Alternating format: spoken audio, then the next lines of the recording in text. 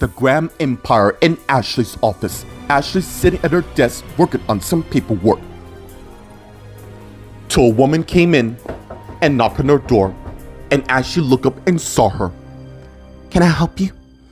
"Yeah, there's a Rebecca Graham who wants to see you, Miss Graham." "Send her in." And as the woman turned and head out, moments later, Becca came in. And as she closed the door and turned and faced Ashley, who got up just as Rebecca came to Ashley's desk. "I surely hope this isn't a bad time to see you." "Nonsense." And as they both sat down, "So, what can I do for my granddaughter?" "I need some advice." Meanwhile, in the conference room, John's sitting at the table on his laptop looking at inventory. Just as someone knocked on the door. "Come in." And as Aaron came in, and John turned and saw him just as he closed the door. "Aaron, what brings you here? You have a minute? I need to talk to you about something important." "Sure. What's up?" And as John closed his laptop, just as Aaron came and sat at the table across from John. "I want out." "I don't understand." "Out of what?" "I don't want to work for you anymore." Meanwhile, at the Bayside Diner, Matt and CJ are sitting at the booth talking. "So let me get this straight. That guard is to follow you, I, and the rest of our family till, yeah. Dad said it was necessary to prevent, I know, what's been happening with the whole last-ditch attacks. What I don't get is, why aren't they tracking down the Egyptian shadow killer? Because I know for a fact they're not gone." "Anyways, I heard about Tina on the news. How do you feel about that?" Meanwhile, at the Oceanside Rich Manor in Joanna and Chris' bedroom, Jessica and Chris are lying under the covers in bed asleep. To Jessica awoken, and as she saw where she is, and as she turned and saw shirtless Chris laying beside her, who soon awoken and turned and saw her. "Hey you. Hey yourself. You probably didn't expect us to be in this position." And as Jessica has the flashback of them talking in the living room, "I just didn't realize how much she meant to me despite what happened. I still loved her a lot." "Of course you do. You two share a son together. It was more than that. Deep down, Tina and I had an intense connection. She was the love of your life, and don't you tell me otherwise." "Yeah, it's just, now when I see you, I also see her." And as Chris pulls Jessica into a steamy kiss, which she in turn kisses him back, resulting in them kissing each other. Just as the flashback ends, with Chris sent something wrong with Tina. Oh my god. This was clearly a terrible mistake. Meanwhile, at the Los Angeles International Hospital in Rachel's office, Rachel's sitting at her desk thinking. And as she has flashbacks of Scott making sweet love to her in their bed at the hotel. And as the flashback ends with her getting her phone, and as she calls someone. "Yeah, it's me. You remember that room?" "Yeah, the one my husband and I stayed." "Good. I want to rebook that room immediately." Meanwhile, in Annie's room, Annie's looking at her twins who are sleeping peacefully in separate beds. Peaceful, aren't they? And as Annie turned and saw Helen, who's at the door, who came in and closed it. "What are you doing here?" "Honey, I should ask you that same thing. I just given birth not too long ago. You know exactly what I'm talking about. How long do you think you're gonna get away with it?" Meanwhile, in a disclosed area in a supply closet, Gwen and Eric are laid by each other, passed out. Till Eric suddenly awoken and saw that he's in a different setting, and as he quickly sat up and turned and noticed his wife who's still lying passed out. And as he began to reach to wake her up, Gwen, wake up. And as Gwen awoke and also saw she's in a different area, and as she also sat up and turned and saw Eric by her. Where are we? That's the million-dollar question. And I have a funny feeling it has something to do with Helen.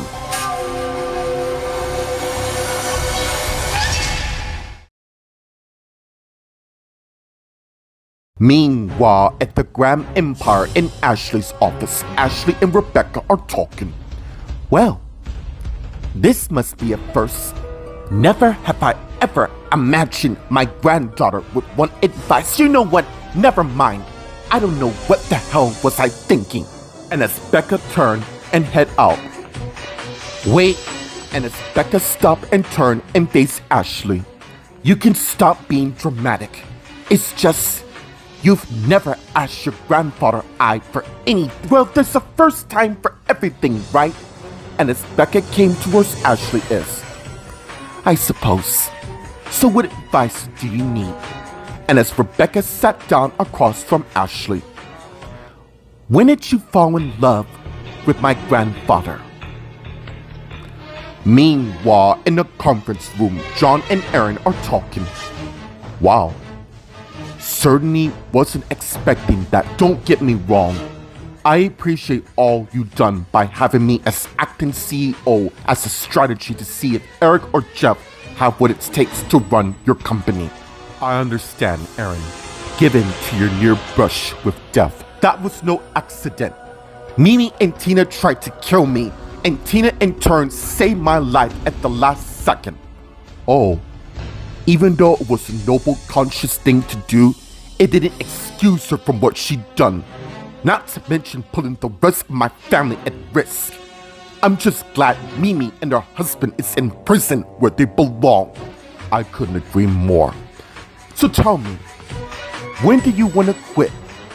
Now or in the future? Meanwhile, at the Bayside Diner, Matt and CJ are talking.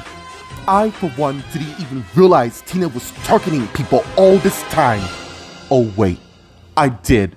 Whenever I see her hanging out with Frank and Mimi and all, dude, you kinda slept with her. Of course she's not gonna reveal anything to you. You're probably wondering to why I went back to her in the first place. Well, it was clear to all of us you weren't happy being married to Jennifer. Yeah, I've already told her that we're getting divorced with me having an affair with Tina, but now that I think about it more, I'm gonna ask for an annulment instead. Can you do that? Mate, have you forgotten who our parents are and what they can do? I'm telling you, with a little help from them, my marriage with Jennifer will be as if it never happened. Meanwhile, at the Oceanside Rich Manor in Joanna and Chris' bedroom, Jessica and Chris are lying under the covers in bed talking. No, it's not. Yeah, clearly I'm taking advantage of a twin sister when it's fine, mate. Like I told you earlier, I want to help out in whichever I can. Yeah, but not like this. Dude, stop beating yourself up. You did nothing wrong. So, how long you gonna be here? As long as you need me. I want to help get you and your family through this whole ordeal. Speaking of which, I need you to be prepared because my kids aren't exactly fond of your twin and the damage she's done. And seeing me will probably constantly remind them of her since she and I have the same face, right? I just want you to be prepared for the worst. Look, I am a strong woman. I'll be fine in the end. Meanwhile, at the Los Angeles International Hospital in Rachel's office, Rachel's on her desk on her phone talking. Okay, thank you. You're a star. Oh, one more solid. Don't inform my husband or his family about this. And as Jan came in, and Rachel saw her, all right, we'll see you there. And as Rachel hung up, big plans? Yeah, I'm planning another romantic surprise for Scott. We have been apart for too damn long, and the reunion session was clearly not enough. Clearly. So, what brings you here? Have you noticed our parents hired guards to follow us about lately? You might want to sit down for this. Okay, and as Jan turned and closed the door, and as she turned and went and sat across from Rachel. What's going on? Well, Aaron, Matt, and I were at the station giving our statement to what happened at Wilma and Julian's engagement party, and apparently Aaron was the latest and the last-ditch target. Meanwhile, in Annie's room, Annie and Helen are talking. You know what? I am so sick of people lining up accusing our family over some theatrics. I know about the twins. More importantly, who the father is. Scott, not Aaron, so no more games. Wow. How on earth did you come up with that theory? Why, my nephew Scott. Of course he told you. Yeah. So basically, you had him play dead for months, making his whole family grieve while you're having a little laugh. Who the hell do you think you are? Says the woman who's been undercover for my family, pretending to be, when in fact, she's not the real deal. Yeah, unlike the rest of my climb up a family, I'm smart as well. So, what Scott and I had was an unexpected embrace between us. Why don't you answer me this? Did you and Aaron sleep together for real? Or was it for a delusional to keep your other sister away? Meanwhile, in a disclosed area in the supply closet, Gwen and Eric are talking, and as Eric got up and head to the door and tried to open it, but it won't open. And as he turned and faced Gwen, who saw, and as they have a flashback of them talking in Gwen's office. Look, I am not gonna stress out due to the fact that I didn't say anything. You were thinking about it. The baby and I are doing well. Now let's go. And as Helen came in and Gwen and Eric saw, sorry to interrupt or whatever this is, you two lot aren't going anywhere. Really? Is that so? And as Harold also came in. Yeah, I believe you heard her. And as both Helen and Harold took out their Sedec guns and shot Gwen and Eric, causing both of them to collapse on the ground. Just as the flashback ends. Why would Helen lock us up in here unless... What is it? And as Eric came and sat by Gwen, who looked at him and he saw, I think your aunt knows more about Annie and Scott than she's letting on. Why would she lock us in here? Because Scott may have known that. That's why I've been onto him. Which means I was right on my theory all along. Annie and Scott are having some sort of an affair between them.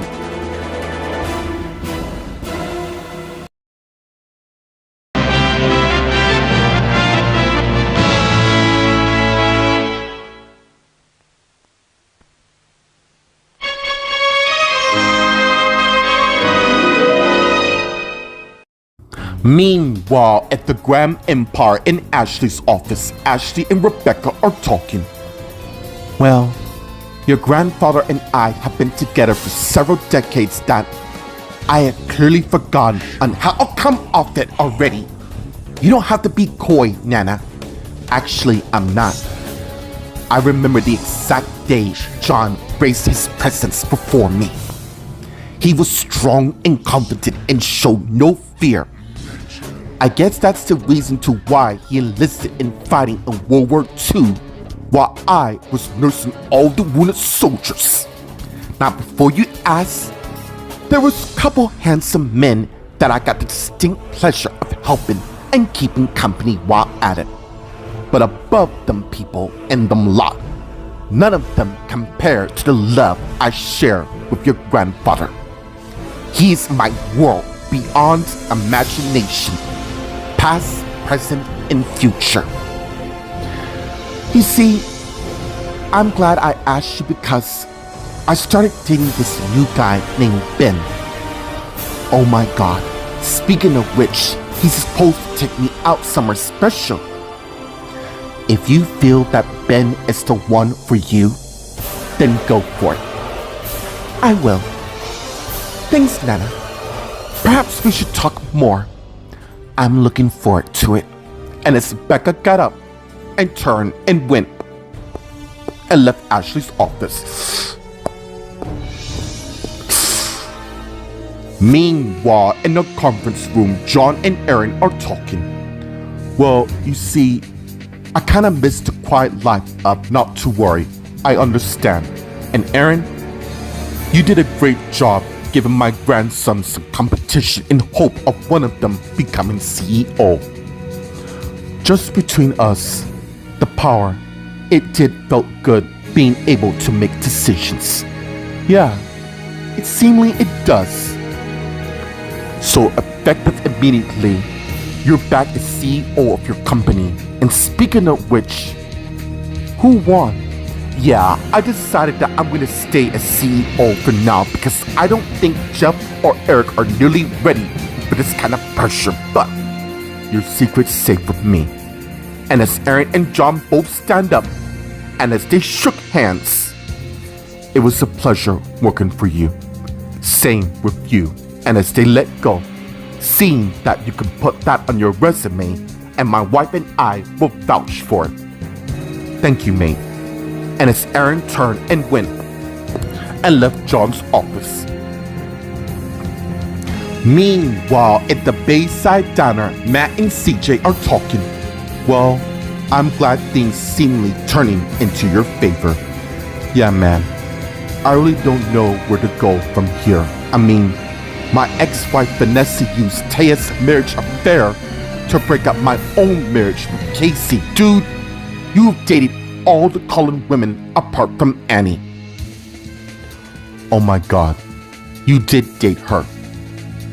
No, you slept with her, didn't you? Yeah, but that was a one-off. And before you say anything, I'm not the father of her baby. And as CJ's iPhone rings, and he got it and saw it's Tamara. You know what? I'm gonna let you take that anyways because I gotta go. And as Matt got up and turned and head towards the back, just as Tamara came to where CJ is, and he saw her and hung up just as she sat down at the booth and faced him. Hey, love. Hey, yourself. I have a proposition for you.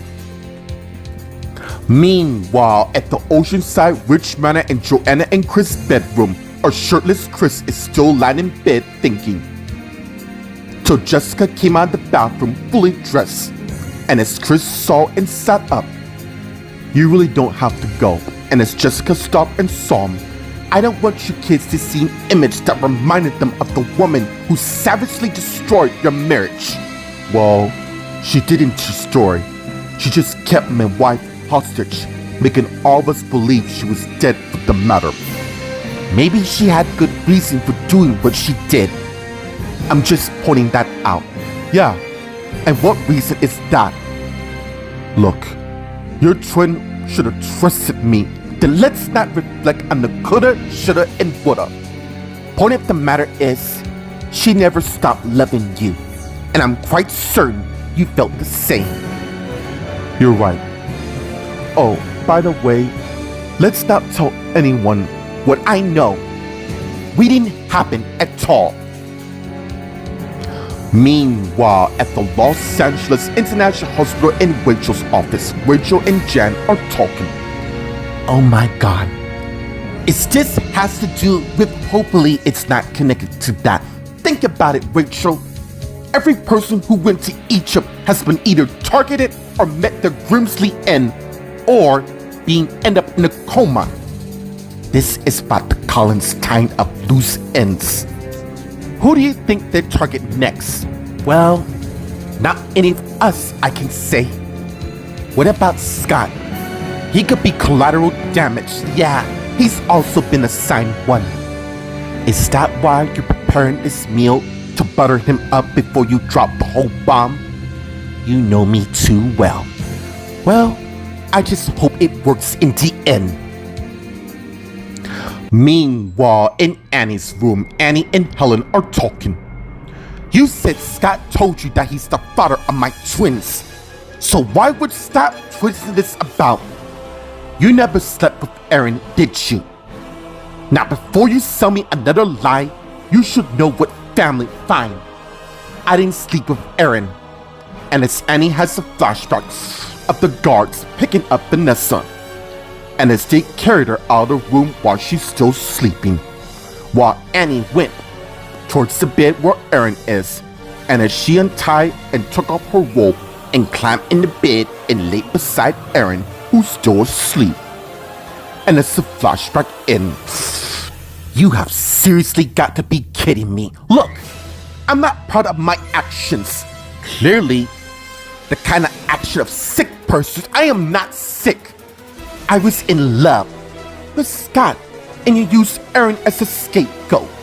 And as Helen turned and went and left Annie's room. Meanwhile, in the disclosed area in the supply closet, Gwen and Eric are talking. Look, I know it sounds crazy and daft. You know what? You may be right after all. How do you mean? If Annie and Scott are truly having an affair, there must be a reason for it. My sister chose Scott over Justin because she thought he would be different. But he's just not the same. Come on, give the guy a break. He probably didn't know what to think. Would you fake your own death and have me grieving? All you know I wouldn't. I'm just saying there's more to this. Like he was blackmailed by her properly.